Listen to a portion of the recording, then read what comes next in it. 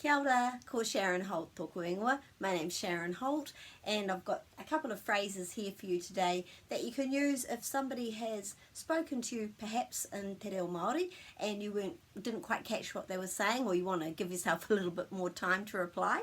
So you can say anō, anō, and it's kind of the tone of your voice. That's kind of saying, oh, can you say that again please? Anō means again.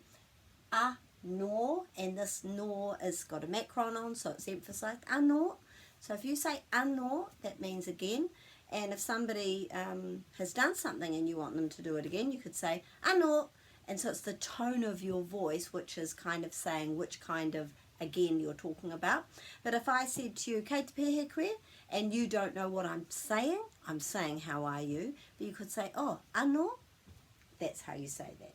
And then if you want to say aloud a longer sentence, you could say kōrero mai anō. And that means the same thing. It means kind of tell me again. Kōrero, kōrero mai, towards the speaker, anō. Kōrero mai anō. So if you said to me,